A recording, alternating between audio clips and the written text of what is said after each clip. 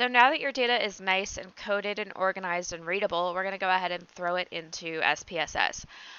So what I like to do, you can access your own computer's data through SPSS when you're running it in Argo apps, but I just find it easier for my convenience to throw it into my Google Drive.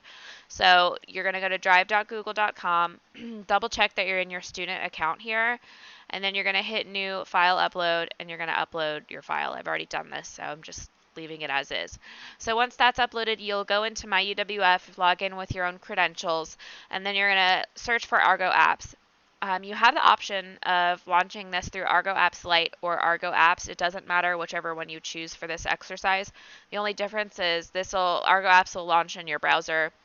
I'm sorry, Argo Apps Lite will launch in your browser. You have to download Citrix Receiver for Argo Apps. So I'm running Citrix right now. I've already logged in. It'll prompt you to enter your credentials, and then it'll load to this screen. So you're going to hit Apps, and then you're going to click on SPSS. It'll take a second here to launch, maybe. Let's see. All right. It's a pretty big program, so sometimes it takes a second. So you're going to double click on open another file, and notice how it automatically spits you to files of SPSS type, right? So double check that you're in your Google Drive, your personal ArgoNet Google Drive, and then you want to click this drop down menu and tell it that you want to look at Excel files. And then you're going to double click on the data that you want to open, or just hit it and then hit open, either way. It'll take a second to think about it, and then it's going to give you this nice dialog box. It's being very polite and asking you your preferences before it processes this data.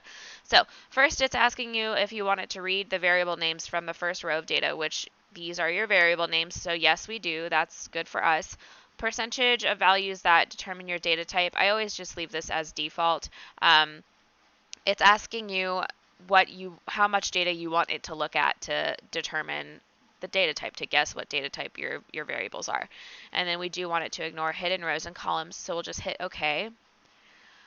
And then it spits out this nice little output box here for you. You don't have to worry about this right now. I'm just going to let you know this is a history of everything that you've done in SPSS. So once you start running tests, they'll start popping up along this little sidebar here, and then you'll have your output data here.